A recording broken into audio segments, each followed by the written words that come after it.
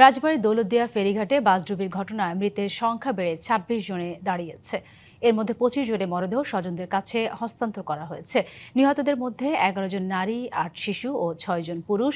এখনও কয়েকজন নিখোঁজ বলে দাবি স্বজনদের। সকাল থেকে আবারও উদ্ধার অভিযান শুরু করে ডুবুরি দল। নিখোঁজদের খুঁজতে পদ্মার পাড়ে ভিড় জমান স্বজনরা। উদ্ধারকারী জাহাজ হামজার দীর্ঘ প্রচেষ্টায় গেল রাত ১১টা নাগাদ বাসটি টেনে তোলা হয়। পরে বাসের ভেতরে এবং অভিযানে নদী থেকে মোট ২৬ জনের মরদেহ উদ্ধার করা হয়। এই দুর্ঘটনার কারণ অনুসন্ধানে জেলা প্রশাসন এবং নৌপরিবহন মন্ত্রণালয় থেকে পৃথক দুটি তদন্ত কমিটি গঠন করা হয়েছে। বুধবার কুষ্টিয়ার কুমারখালী থেকে ছেড়ে আসা সৌহার্দ্য পরিবহনের বাসটি দৌলতদিয়া ঘাটে ফেরিতে ওঠার অপেক্ষায় ছিল। সোয়া ৫টার দিকে পন্টুন থেকে বাসটি নদীতে পড়ে তলিয়ে যায়। বাসটিতে ৪০ থেকে ৫৫ জনের মতো যাত্রী ছিলেন বলে ধারণা করা হচ্ছে। দুর্ঘটনার পর ৫ থেকে ৭ জন যাত্রী সাঁতরে তীরে উঠতে সক্ষম হন। প্রত্যেকটা সিটি ফিল ছিল। 0 পয়েন্টে এসে গাড়ি থামাইছি। 10 মিনিটের মতো আমি 0 পয়েন্টে ছিলাম। উপর থেকে আমি দেখছি ওই ড্রাইভার অনেক চেষ্টা করতেছে, ব্রেকে খাড়া রয়েছে পাড়া দিয়ে। স্টে সেফের ডাবল লেয়ার প্রোটেকশনই পিরিয়ডের হেভি ফ্লোর দিনগুলোতে আমাকে রাখে নিরাপদে। Stay safe. গাড়িটা নিয়ন্ত্রণ করার জন্য কোনোভাবেই গাড়িটা ব্রেক হয়নি। কালকে সারা রাতি আমরা এখান দিয়েই ছিলাম, হসপিটালে ঘুরেছি, সব জায়গায় করে চাচিকে পেয়েছি, কিন্তু চাচার লাশটা পাইনি। গতকাল থেকে এ পর্যন্ত আমাদের আনুমানিক 5 থেকে 6টি ইউনিট কাজ করছে। তারপরেও আমরা চেষ্টা করছি যেন আর কোনো মিসিং না থাকে এবং যতক্ষণ পর্যন্ত এই সন্দেহটা দূর না হবে ততক্ষণ পর্যন্ত আমাদের মাননীয় মহাপরিচালক এবং ঊর্ধ্বতন স্যারদের নির্দেশনায় আমরা উদ্ধার কাজ চালু রাখছি। হাসিফ, আপনি সেই সর্বনাশা পদ্মার ঘটনাস্থলে আছেন এবং আমরা এখন পর্যন্ত জেনেছি প্রায় ২৬ জনের মরদেহ উদ্ধার করা হয়েছে। নিখোঁজদের যে তালিকা, সেখানে আর কোনো শিশু বাকি আছেন কিনা? কারণ আমরা জানি তালিকার মধ্যে ৮ জন শিশুর মরদেহ উদ্ধার করা হয়েছে।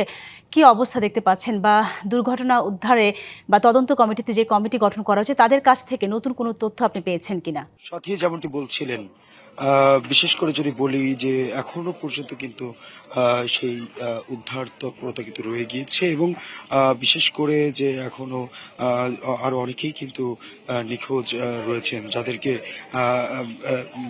বিআইডব্লিউটিসি, ফায়ার সার্ভিস থেকে শুরু করে সমস্ত ডুবুরিরা যারা রয়েছেন তারা কিন্তু এই উদ্ধার তৎপরতা চালাচ্ছে।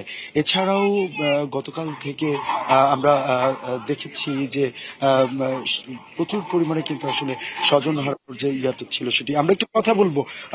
বিশেষ করে আমরা একজন কর্মকর্তাকে পেয়েছি, আমরা একটু কথা বলবো সর্বশেষ কি পরিস্থিতি এবং কোনো তথ্য আছে। এখন তো সবকিছু নর্মাল, এখন স্বাভাবিক অবস্থা চলছে, কিন্তু আমরা আমাদের পক্ষ থেকে আমরা আমাদের কষ্টটা ব্যক্ত করছি। আমরা খুবই কষ্ট পেয়েছি গতকালকের ঘটনাটার জন্য। আমি দেখতে এসেছি কি কারণে ঘটনাটি ঘটেছে, আমরা এটা দেখলাম এবং আমি আমার সংশ্লিষ্ট কর্মকর্তাদেরকে অনুরোধ করেছি এখন থেকে যাত্রীবাহী বাস ফেরিতে উঠবে না, শুধুমাত্র বাসগুলো উঠবে, ড্রাইভার এবং যাত্রীরা পায়ে হেঁটে ফেরিতে উঠবে, পরে উঠে ফেরি বাসের মধ্যে তারা আসন গ্রহণ করবে। এটি একটি নির্দেশনা দিয়েছি। আর একটি নির্দেশনা হচ্ছে তাদেরকে টেক কেয়ার করতে হবে যাতে এই ধরনের দুর্ঘটনা না ঘটে, আর সেই বিষয়ে সবাইকে সতর্ক থাকতে হবে। Thank you.